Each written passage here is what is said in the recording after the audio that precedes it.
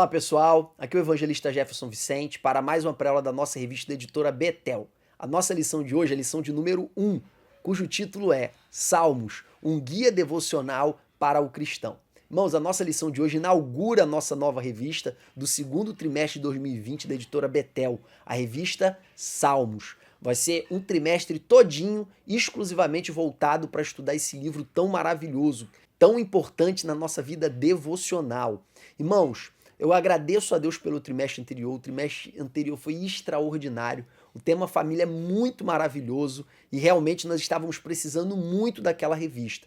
E eu peço desculpa para os irmãos por não ter conseguido gravar aí as últimas lições, ter deixado vocês em falta nesse tocante. Eu tentei compensar isso gravando as aulas ao vivo, tá, nos últimos domingos de manhã, mas a gente vai tentar se organizar para que nesse próximo trimestre a gente consiga gravar todas as aulas como fizemos com as 8 primeiras do trimestre anterior, tá? Então vamos entrar no nosso conteúdo propriamente dito, vamos dividir a nossa exposição de hoje em 5 tópicos. No tópico 1 nós vamos falar acerca das formas de adoração no Antigo Testamento, é uma breve introdução acerca da adoração no Antigo Testamento. No tópico de número 2 nós vamos falar acerca do livro de Salmos propriamente dito, para apontar as suas características principais. No tópico número 3 e 4 nós vamos falar sobre poesia. Eu pensei, irmãos, em explicar diretamente para vocês como era a poesia hebraica, mas depois eu percebi que isso seria praticamente impossível, ou pelo menos seria impossível fazer isso de maneira didática antes de nós entendermos um pouco de poesia de um modo geral. E a melhor maneira de a gente entender poesia de um modo geral é entendendo a poesia no nosso idioma, que é o português. Então no tópico 3 eu vou falar acerca da poesia em português e no tópico 4 acerca da poesia em hebraico. E no tópico 5 nós vamos falar acerca da divisão do livro de Salmos. O livro de Salmos tem algumas divisões que são importantes a gente conhecer para níveis meramente técnicos, tá? Uma outra observação que eu queria fazer com vocês antes de nós entrarmos no nosso tópico 1 é acerca da natureza técnica dessa lição. A lição de hoje ela é uma introdução ao livro dos Salmos, então a gente não vai entrar em nenhum conteúdo devocional propriamente. A gente vai mostrar para vocês características desse livro de um modo geral, tá? Então é uma aula técnica. Se você não se sentir confortável em ministrar essa aula para sua classe, pode utilizar, você que está em quarentena aí com a sua igreja, pode utilizar esse vídeo, envia para eles e avisa para eles que a partir de 10h20 eu vou estar respondendo e tirando dúvidas para todos os irmãos ao vivo aqui no canal.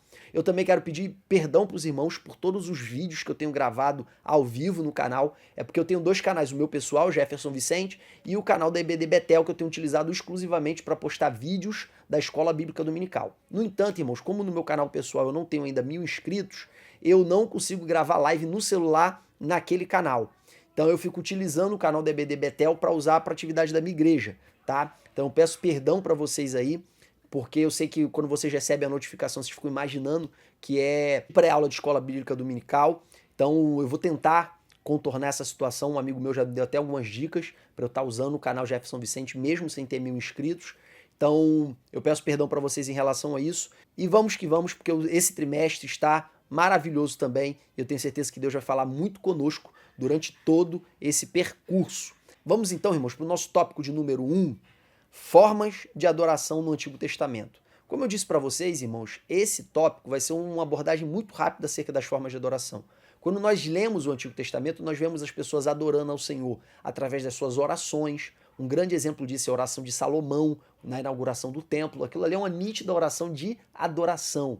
Nós vamos encontrar também as pessoas adorando ao Senhor através de ofertas, ofertas de animais, ofertas de cereais, ofertas de pães, ofertas de libação, que é derramar vinho sobre o animal que estava no altar.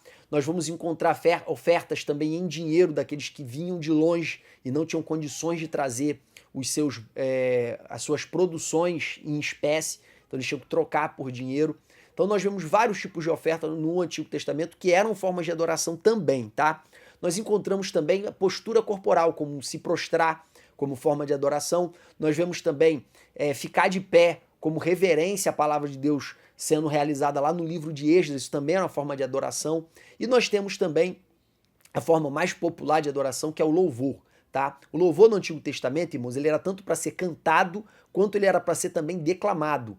Lembrando aqui que não era muito comum todo mundo ter instrumento de corda. Isso aí eram instrumentos de corda, eram coisas de difícil acesso, tá? Então não era todo mundo que tinha.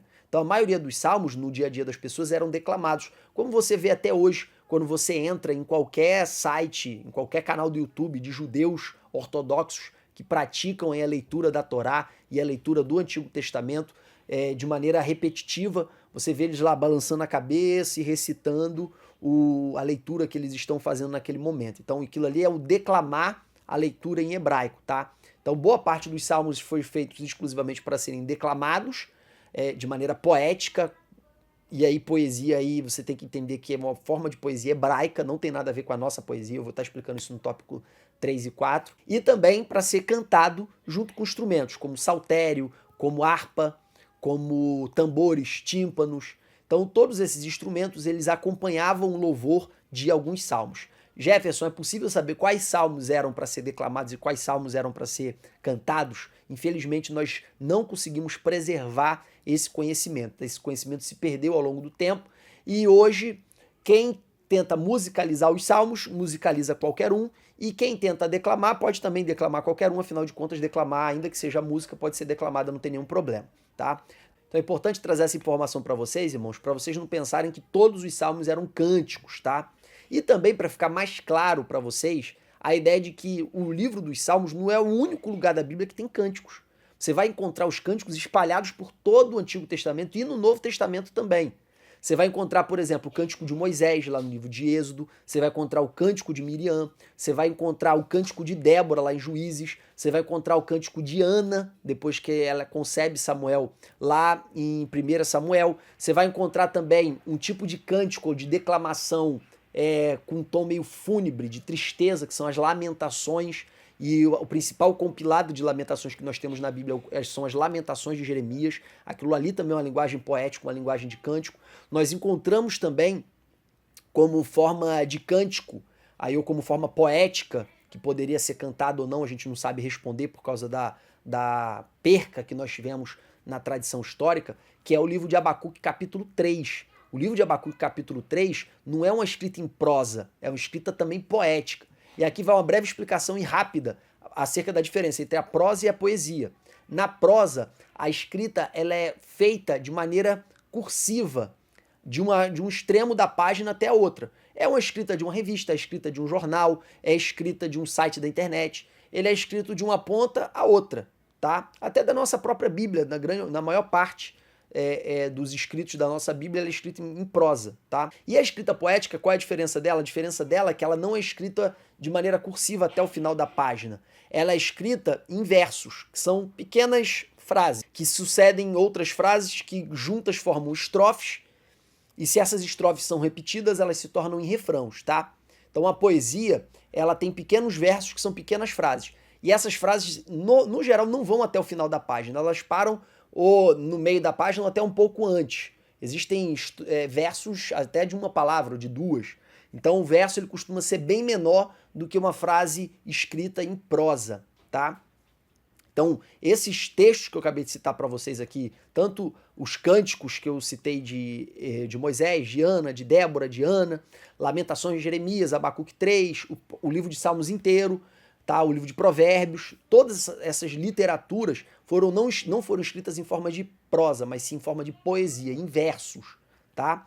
Outra informação importante aí dentro dessa área introdutória também que eu gostaria de trazer para vocês é que a música era escrita em prosa, em versos ou em poesia, mas nem toda poesia era música.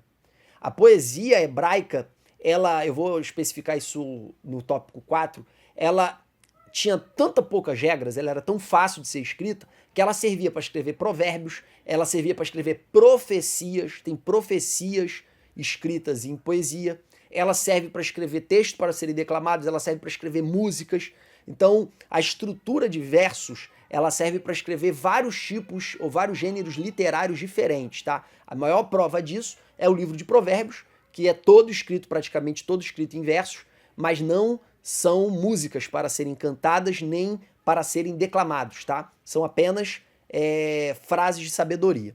Então vamos avançar aqui no nosso conteúdo. Vamos entrar então no nosso tópico 2, que fala de modo específico do livro de Salmos, que é o maior compilado de louvores que nós temos na Bíblia, tá? Lembrando aqui que louvores tem em toda a Bíblia, inclusive no Novo Testamento. No entanto, O livro de Salmos é o livro da Bíblia que mais compilou louvores, afinal de contas são 150 louvores reunidos, tá? O livro de Salmos em hebraico, irmãos, ele tem um nome, e o nome dele é Terlim. E esse nome Terlim, ele tanto pode significar louvores como pode significar saltério, tá? Na verdade, o termo mais técnico, a tradução mais técnica seria saltério. E o que é o saltério? Saltério é um tipo específico de harpa que era utilizada naquele tempo. Tá? Então, nos dias de Davi, de Salomão e por diante, a harpa que era utilizada tinha um nome próprio que era saltério. Tá? Então, isso indica que esse livro ele foi um livro que buscou reunir louvores que tinham acompanhamento musical.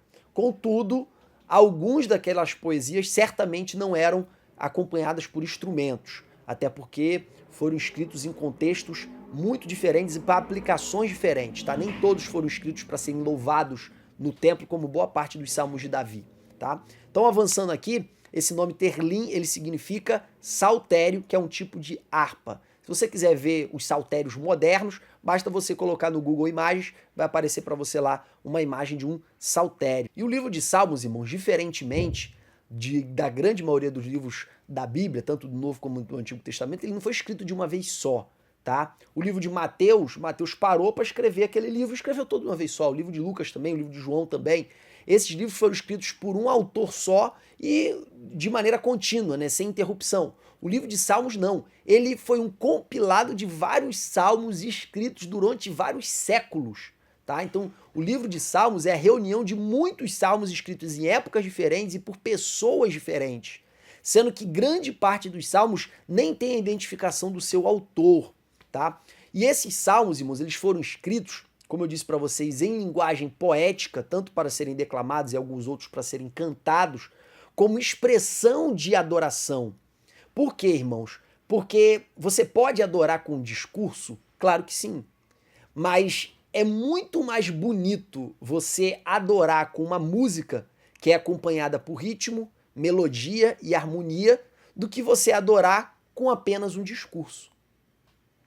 Quando você usa arte para expressar aquilo, uma mensagem, você consegue transmitir muito mais sentimentos através da arte do que simplesmente através da fala, pura e simples. Isso por quê? Porque na fala a gente utiliza os argumentos, a gente utiliza os signos das palavras para transmitir uma informação. Numa arte, nós utilizamos outros veículos de comunicação. Como, por exemplo, a gente pode, através de uma música, imprimir um sentimento através de um ritmo. Quando você coloca um ritmo muito animado, você tende a transmitir para as pessoas a sensação de alegria. Quando você coloca um ritmo melancólico, você tende a transmitir para as pessoas, com aquelas frases da música, um sentimento mais triste. Então você consegue, trabalhando ali com melodia, com harmonia e com ritmo, gerar ou transmitir com muito mais facilidade os sentimentos.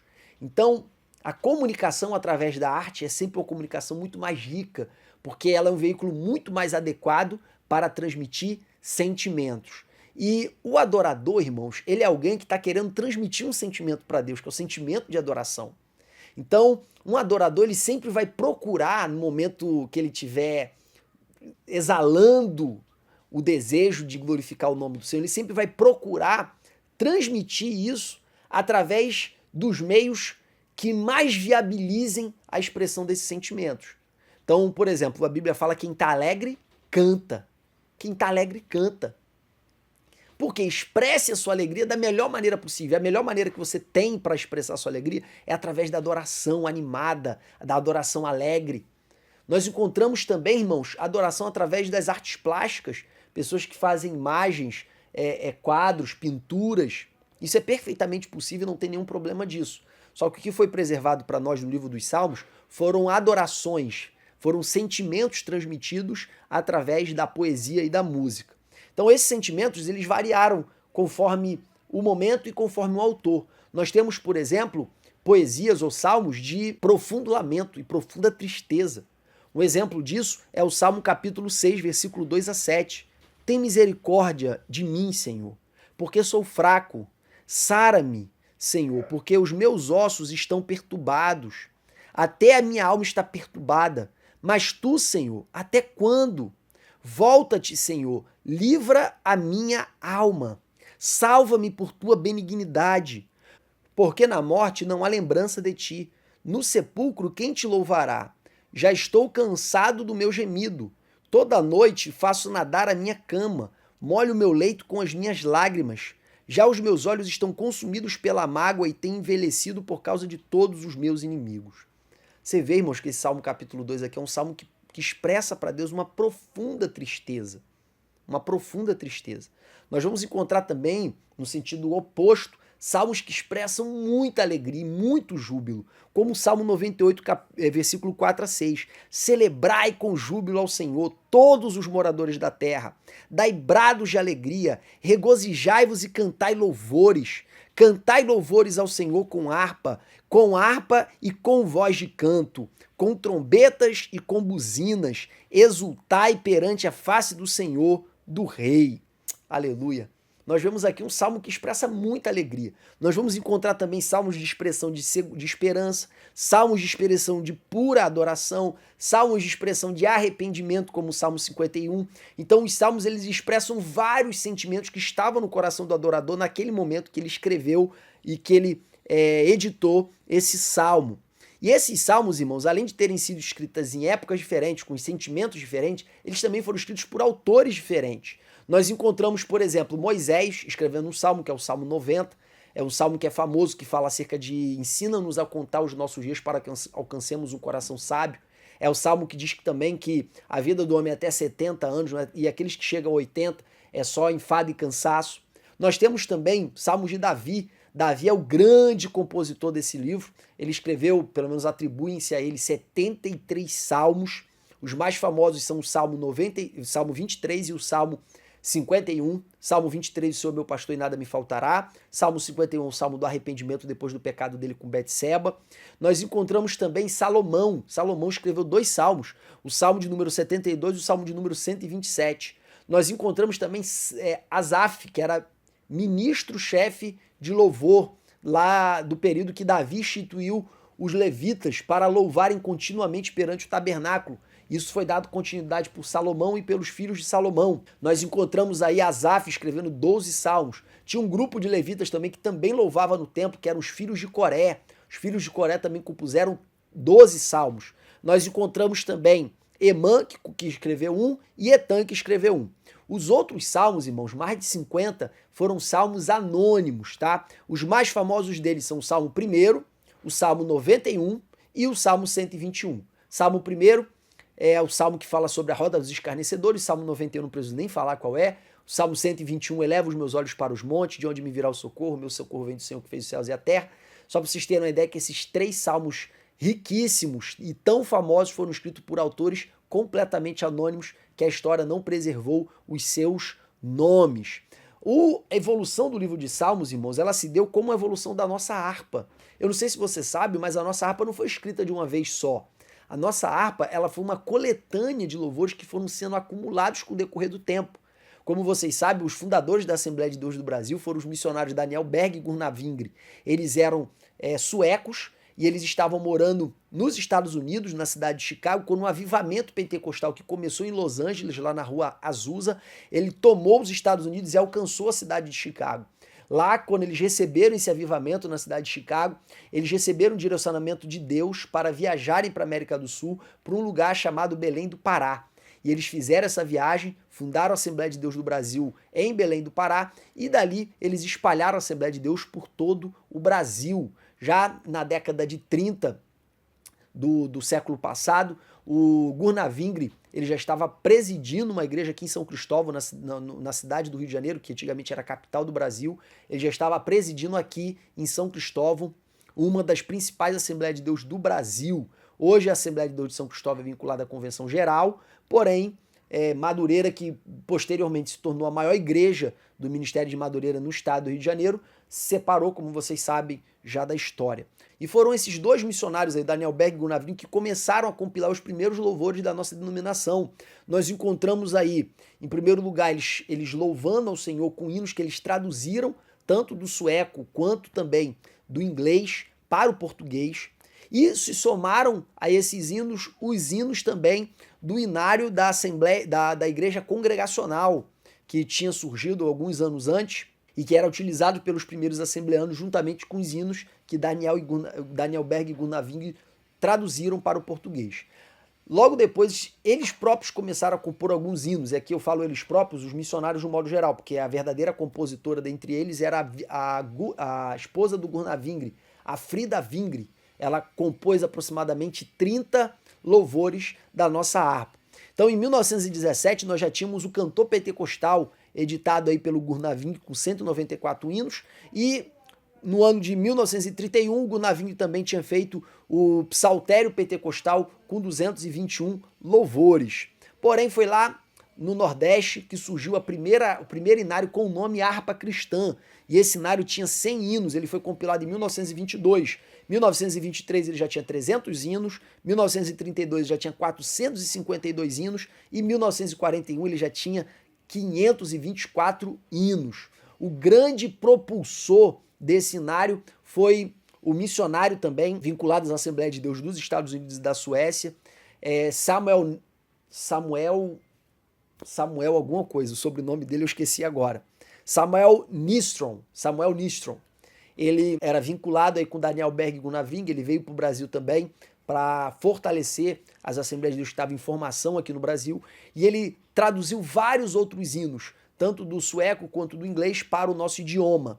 E o grande adaptador dessas traduções, que não eram muito boas, porque ele não era muito versado no português, o grande adaptador dessas traduções meia boca para uma linguagem mais corrente no linguajar do povo brasileiro de um modo geral, foi o nosso patriarca Paulo Levas Macalão, o fundador da Assembleia de Deus de Madureira, o nosso pastor querido Paulo Levas Macalão. Por ele ser músico, ele fez as adaptações dessas traduções para o português, que eram traduções muito ruins. E por causa disso, muitas dessas traduções acabaram sendo incluídos na harpa cristã como sendo de autoria do Paulo Levas Macalão. Se você olhar, ele aparece mais de 200 vezes na harpa, só que na grande maioria das vezes não era autoria própria. Eram adaptações de traduções aí feitas de maneira não tão boa, tá? E por isso ele leva a autoria. Em 1996, agora mais recente, são acrescentados mais 116 hinos e a gente tem a harpa cristã, conforme nós usamos nas nossas igrejas hoje, com 640 louvores, tá? Então você vê que os louvores foram sendo acrescentados com o tempo. Primeiro, louvores muito antigos lá dos Estados Unidos e da Suécia, século XVI, XVII, XVIII.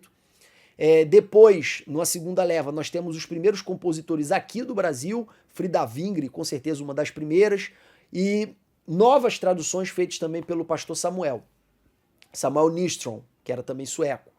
Logo na sequência, nós temos composições do pastor Paulo Levas Macalão e de outros brasileiros também. E isso tudo fez com que, ao longo de aproximadamente aí 80 anos, se formasse a nossa harpa cristã, com 640 anos. Então foi uma evolução gradativa. Isso aconteceu também, irmãos, na literatura hebraica. Só que em vez da harpa cristã dos judeus, que era o livro de Salmos, ser composto em 80 anos, foi composto em aproximadamente 800 anos, 700 anos. Tem alguns que dizem que no máximo 600 anos.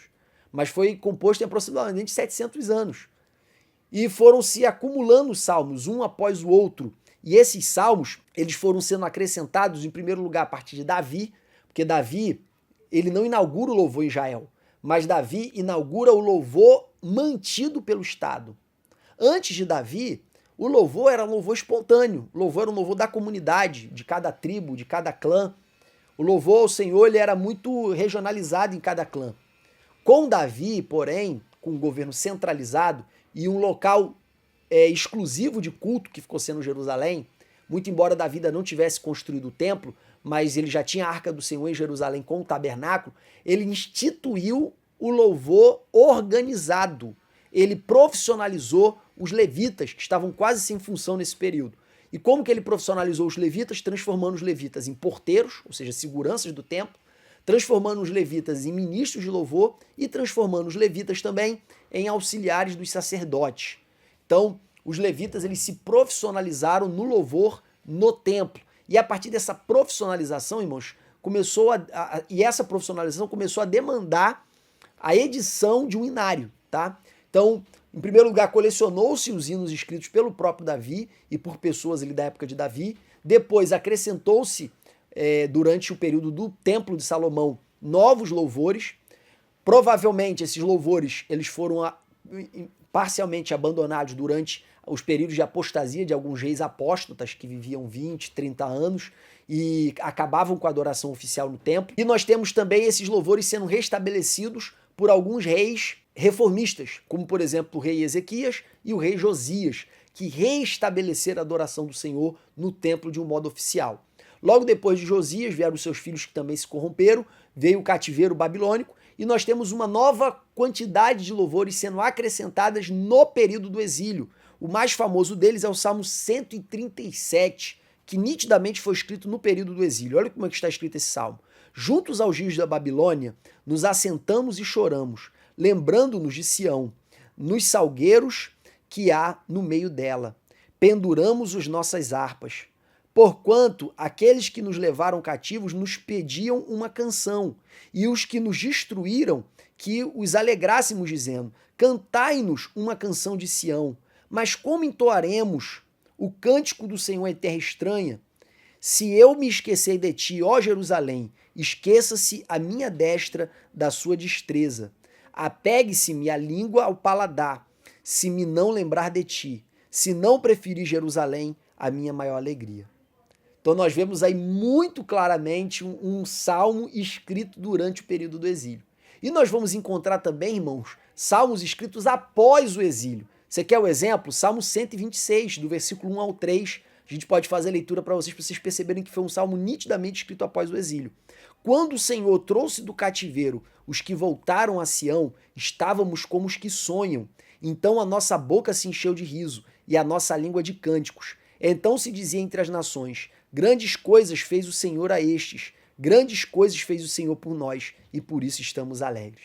Então você vê também muito claramente louvores escritos após o exílio. Então, como Davi ele começou a escrever por volta do ano 1000 a.C., o cativeiro aconteceu em 486 a.C., o retorno do exílio ocorreu em 439 a.C., e a reconstrução do templo e das muralhas de Jerusalém aconteceram em 445 a.C., nós temos aí um período muito longo de composição dos salmos, tá? De aproximadamente 600 a 700 anos, a depender aí do autor, tá? Dito isso, irmãos, vamos para o nosso tópico 3, a poesia em português. Como eu disse para vocês, o objetivo de falar da poesia em português é para que vocês entendam a poesia hebraica, tá? Então vamos lá para a poesia em português. Vamos citar aqui uma poesia que é muito famosa na literatura brasileira, que é a Canção do Exílio. Eu não vou citar essa poesia inteira, só quero mostrar para vocês a diferença entre verso, estrofe e refrão. Apesar dela não ter refrão, eu vou remeter vocês para a harpa cristã e vocês vão entender o que é refrão. Vamos lá? Minha terra tem palmeiras, onde canta o sabiá. As aves que aqui gorjeiam, não gorjeiam como lá. Nosso céu tem mais estrelas, nossas várzeas têm mais flores, nossos bosques têm mais vida, nossa vida mais amores. Isso é um exemplo típico de uma poesia. Olha como é que ela é escrita. Cada linha dessa é um verso. E cada 4 linhas dessas formam uma estrofe. Se você tiver uma estrofe se repetindo várias vezes, ela é chamada de refrão. Como, por exemplo, no hino de número 1, ou melhor dizendo, como a grande maioria dos nossos hinos da harpa, como o hino de número 1, que começa: Deus prometeu com certeza. Isso é um verso. Chuvas de graça mandar, segundo verso. Ele nos dá fortaleza, terceiro verso, e ricas bênçãos sem par. Esses 4 versos compõem uma estrofe, tá? E aí, logo depois, vem um refrão. Por que é o refrão? Porque ele se repete depois de cada nova estrofe, que é o chuvas de graças. A parte do chuvas de graças é o refrão do louvor, tá? Porque é uma estrofe que se repete várias vezes. Então essa é a estrutura de uma poesia. E uma das principais características, irmãos, que torna a poesia bela de ser pronunciada é o seu ritmo, é a sua divisão. Cada verso de uma poesia tem o mesmo tempo dos versos seguintes. Isso faz com que a declamação de uma poesia se torne algo belo, se torne algo com a cadência própria dessa obra de arte que é uma poesia. É claro que a partir do modernismo isso foi sendo superado, tá? Mas eu não quero falar da exceção, quero falar da regra. A regra é que toda poesia ela tem um tempo determinado. E esse tempo é calculado por cada sílaba que é pronunciada na palavra. Observa aqui essa poesia que eu acabei de citar para vocês. A Canção do Exílio. Minha terra tem palmeiras. Minha terra tem palmeiras. Só que na contagem de sílabas, para a gente calcular o ritmo de um verso, a gente só conta até a última sílaba átona, tá? Ou melhor dizendo, até a última sílaba tônica. Então acaba em mei, porque essa é a sílaba tônica da palavra palmeiras. Então a gente tem 7 tempos aí no primeiro verso. Se você for no segundo, você vai contar também 7 tempos. Quer ver? Onde, tem 2, canta, e o logo na sequência você inclui também, que é mais uma segunda regra da contagem de tempo. Quando você tem uma vogal seguida de outra vogal, onde uma é tônica e outra é átona, elas se unem como uma só. Então, onde tem 2, canta o, tem mais 2, formando 4, e sabiá, tem sa, bi, e o A, como é tônico, é contado, incluído também. Então, você tem mais 7 tempos. Nós vemos também na seguinte, as, a, vez, que, aqui, gorjeiam. O geiam é o gei aí é a sílaba tônica da palavra. Então você conta 7 também. E se você fizer isso com todas as outras seguintes, você sempre vai contar 7. Isso dá uma cadência própria na hora de recitar a poesia. Outra coisa extremamente importante também, irmãos, para a beleza de uma poesia são as rimas. Como você pode observar aqui, nessa primeira poesia citada na Canção do Exílio, a gente encontra finais muito parecidos se intercalando. Por exemplo, minha terra tem palmeiras. Urais, aí é a última sílaba. Onde canto sabe a. O a, aí é outra sílaba. As aves que aqui gorjeiam, aqui já é uma sílaba diferente. Então nós temos A, B e C. Não gorjeiam como lá. O lá, ele rima com sabiá. Então aqui a gente pode botar BB. Então a gente encontra aqui a primeira rima. Nossos céus têm mais estrelas. O lais aqui é a rima. Nossas vásas têm mais flores. Ureis, aqui a gente pode colocar aqui como um B. Nossos bosques têm mais vida. Aqui entra o azinho. E nossas vidas, mais amores. O amores, ele combina com flores. Então nós encontramos aqui mais uma vez uma rima. Quando nós vamos para outros tipos de poesia também, como a poesia de Luís de Camões, o amor é fogo que arde sem se ver, é ferida que dói que não se sente, é um contentamento descontente, é dor que desatina sem doer. Você pode observar que a primeira combina com a última e a segunda combina com a terceira. Nós vamos encontrar também isso nos nossos louvores da harpa, porque todo cântico, irmãos, é também uma forma de poesia, tá? Só que cantada. Sim, eu amo a mensagem da cruz. Cruz aqui é a nossa primeira referência, referência A. Até morrer eu a vou proclamar. Aqui é o nosso B. Levarei eu também minha cruz. Cruz mais uma vez, A. Até por uma coroa trocar. Aqui o ar do segundo verso combina com o ar do terceiro verso. Isso faz com que a entonação seja muito mais bonita, porque tem tempo e tem rima. Essas são as principais características da poesia em língua portuguesa. É claro que eu falei para vocês que isso sofreu uma certa evolução, mas no geral essas são as principais características. Na poesia hebraica, Jefferson, é a mesma coisa? Não. Na poesia hebraica o ritmo é diferente, não é contado por sílabas e também não tem rima. É por isso que a poesia hebraica, irmãos, ela é tão fácil de escrever. E é por isso que cabe dentro dela música, declamação, provérbios, orações, palavras de sabedoria. Cabe muita coisa dentro da poesia hebraica, tá? E quais são as marcas da poesia hebraica? As marcas da poesia hebraica são as sílabas tônicas dentro de cada palavra. Então você vai ter 3 sílabas tônicas dentro de palavras grandes, tá? Não palavras pequenas. Você vai ter 3 sílabas tônicas dentro de um verso e 3 sílabas tônicas no seguinte. Ou então você vai ter o 3-2, que é 3 sílabas tônicas no primeiro e 2 sílabas tônicas no segundo. Isso forma a poesia hebraica. Então, na entonação deles,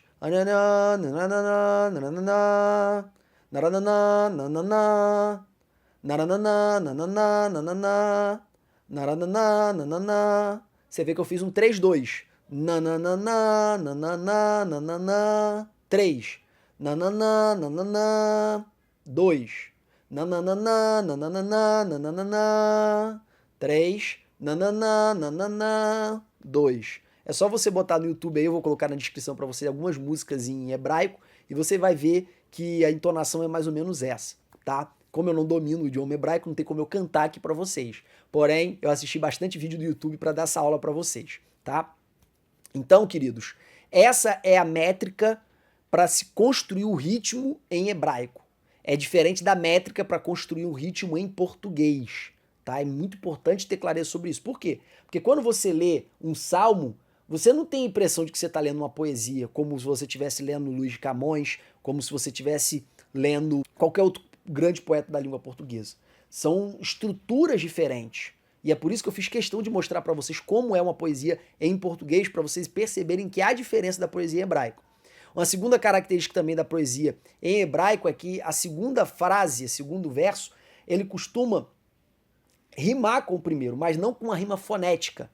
Como acontece sim, eu amo a mensagem da cruz, até morrer eu a vou proclamar, levarei eu também minha cruz, combinando com a cruz do primeiro verso. Até por uma coroa a trocar, o trocar aí combinando com o segundo verso, tá? Não é assim a rima hebraica. A rima hebraica é rima de ideias.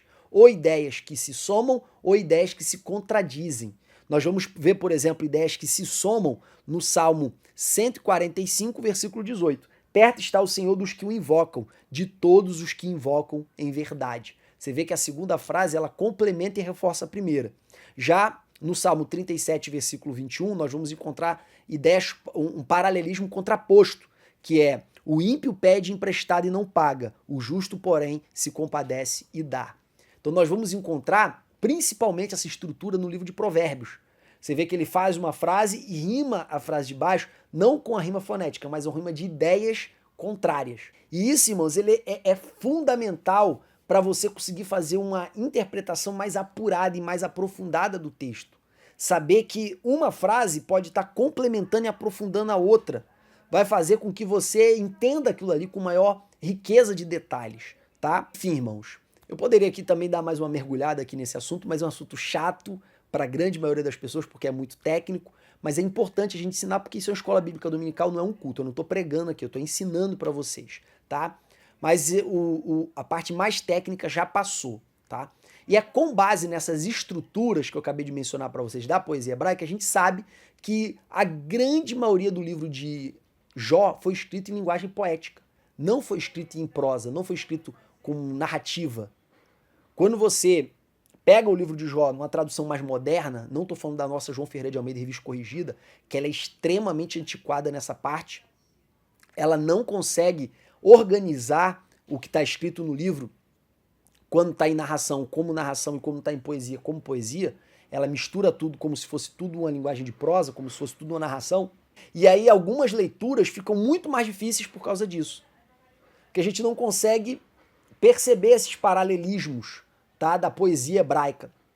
Então, para a gente perceber, para a gente ver graficamente essa estrutura poética, a gente tem que ir para traduções mais modernas, como a Revista Atualizada, a NVI, a NVT. Todas as traduções mais modernas colocam a poesia hebraica na forma de poesia, diagramado na página da Bíblia como poesia. Já a nossa tradução João Ferreira de Almeida, versão Revista Corrigida, bota tudo de maneira cursiva, de maneira completa, tá?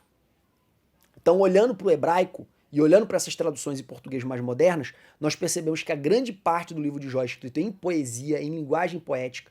Todo o diálogo de Jó com os seus amigos e com Deus é em linguagem poética. Você só vai encontrar em linguagem narrativa o comecinho do livro e o finalzinho do livro. Nós vamos encontrar também o livro de Salmos todo, o livro de Provérbios praticamente todo, nós vamos encontrar o livro de Cantares praticamente todo, o livro de Eclesiastes é mais ou menos ali meio a meio, o livro de Lamentações é basicamente todo.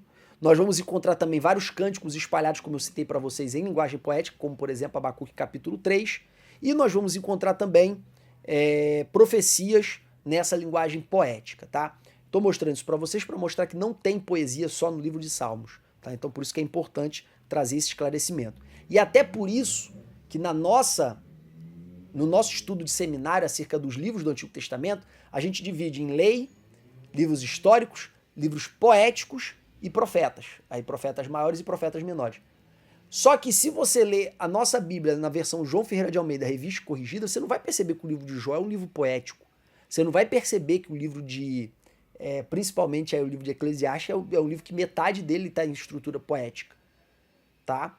Porém, eles são chamados de livros poéticos. Por quê? E eu estou explicando aqui para vocês, porque eles foram escritos no hebraico na forma de poesia.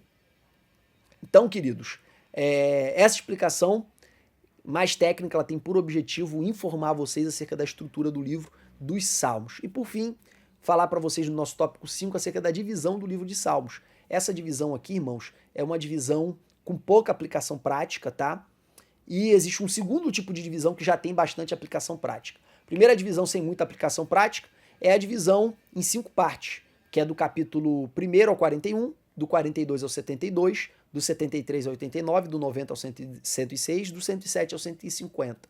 Aparentemente, todos esses livros, eles foram ou se somando um ao outro, ou em algum momento alguém compilou esses cinco livros e depois em cada livro foram sendo acrescentados novos salmos.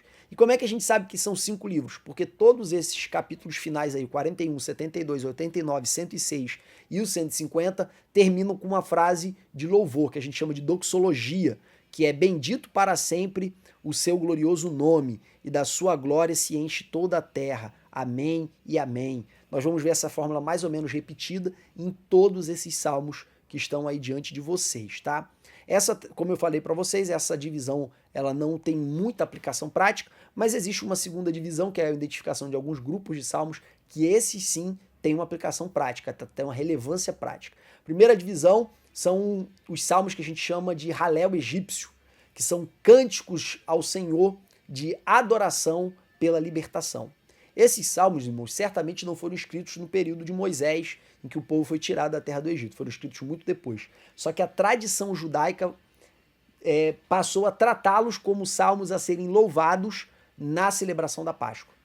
E por que eles são relevantes? Porque eles vão nos remitir lá à última ceia de Jesus, que diz que depois de que ele ceou, ele louvou ao Senhor. Quando a gente vai para o grego, a gente viu que ele cantou o Halel. E o que é o Halel? O Halel é o Salmo 113 ao 118. Esses salmos aí do 113 ao 118 é o que a gente chama de Halel ou Halel egípcio. A palavra Halel é louvai, tá? E Halel Iá, que é aleluia, é louvai ao Senhor. Nós encontramos também os cânticos dos degraus, que são os salmos do 120 ao 134, são 15 salmos, e esses 15 salmos, eles eram cantados pelo povo quando eles estavam peregrinando para Jerusalém. Por isso que eles são chamados salmos de degraus ou salmos de subida, porque Jerusalém, como você sabe, é uma cidade edificada sobre montes, o principal deles é o Monte Sião, e o povo, quando ia dos outros lugares para Jerusalém, eles estavam subindo para Jerusalém, tá? Então, esses 15 salmos eram salmos que eram cantados pelos judeus quando eles estavam indo para as celebrações, principalmente para as 3 santas convocações, que é a festa da Páscoa das Primícias, que também é chamada de Pentecoste, e também as festas das tendas ou tabernáculos. Nós temos também um Halel final, que é o Halel do Salmo 146 ao 150, que começam sempre com a frase louvai ao Senhor. Como eu disse para vocês, Halel Iá ou Aleluia é louvai, Halel Iá, Yavé, louvai ao Senhor, tá? Então essas 3 divisões aí são divisões de aplicação mais prática, porque a gente encontra elas de maneira mais específica na Bíblia. O nosso tópico 3 da nossa revista, irmãos, ele fala também de expressões que a gente encontra no livro dos Salmos que não tem um esclarecimento muito adequado, tendo em vista que o sentido dessas palavras se perderam durante o tempo. Por exemplo, a palavra selá. Selá você vai encontrar várias vezes ela no Antigo Testamento, no livro de Salmos. O que significa selá? O que prevalece hoje, mas também não tem absoluta certeza, é que significa interlúdio. É um período de pausa, provavelmente para ficar tocando os instrumentos, tá? Durante aquele período. Seria, mal comparando, o momento do solo dos instrumentos, ou o solo do teclado, da bateria ou da guitarra, que é o período em que a pessoa para de cantar e só os instrumentos tocam, tá? Então o selá seria isso, um momento que entre uma fase do louvor e outra fase do louvor e provavelmente fazia a transição entre essas duas fases, esse período aí do selá, esse interlúdio, essa pausa no canto, tá? Se tivesse instrumento, provavelmente os instrumentos iam continuar tocando. Nós encontramos também a palavra Gedutum, que aparentemente era um dos líderes ali dos filhos de Coré. E tem outras palavras mais, irmãos, que grande maioria delas perdeu o significado moderno. O autor da nossa revista gastou bastante tempo falando dessas palavras, mas as fontes que ele utilizou eram inconclusivas, tá? E de fato são, irmãos. Ele procurou no que tinha de melhor aí no mercado acerca de comentários bíblicos do livro de Salmos. Eu vou apresentar para vocês agora, tá? Que eu indico que vocês adquiram. Se vocês quiserem se aprofundar no estudo aí dos Salmos, provavelmente seja um dos melhores materiais que nós temos aí em língua portuguesa nos círculos evangélicos, que é o comentário Vida Nova. Cada livro do Antigo Testamento, ou a grande maioria dos livros do Antigo Testamento, tem um livrinho para cada um. E quando chegar lá nos profetas menores, a gente vai encontrar alguns livros para 3 ou 4 profetas, tá? Eles são provavelmente o melhor comentário em língua portuguesa, de fácil acesso. Nós temos outros comentários também bons e outros não tão bons, tá? Certamente esse da Vida Nova é um dos melhores. Se você observar lá na revista, principalmente na parte do professor, você vai ver o comentarista sempre citando muito o Derek Kidner, que é o autor desse volume aqui do livro de Salmos, tá? Então, irmãos, essas são as minhas dicas para vocês aí de literatura. Não existe um livro definitivo sobre o livro de Salmos. Você vai encontrar da editora Paulus um livro muito técnico, um comentário muito técnico do livro de Salmos. Você vai encontrar em bíblias de estudo, principalmente aí de origem católica, como a Bíblia de Jerusalém, a Bíblia do Peregrino, uma abordagem mais técnica do livro de Salmos. Você vai encontrar também alguns comentários bíblicos aí de grande envergadura, dando um bom suporte aí para o estudo do livro de Salmos. E você tem também os comentários bíblicos que são mais fracos, que nos livros de Salmos eles são mais fracos ainda, tá? Porque o livro de Salmos é muito grande e acaba que eles acabam economizando espaço aí nesse livro, tá? Então, se você quer um comentário mais extenso, que vai te abrir mais o entendimento, eu recomendo esse aqui. Deus abençoe sua vida, que Deus te dê uma aula abençoada no domingo. Se você quiser apresentá-los, esse conteúdo que eu acabei de passar para vocês aqui agora, pode utilizar. E 10h30, 10h20, estaremos juntos tirando todas as dúvidas. Um grande abraço, fique com Deus em nome de Jesus. Amém.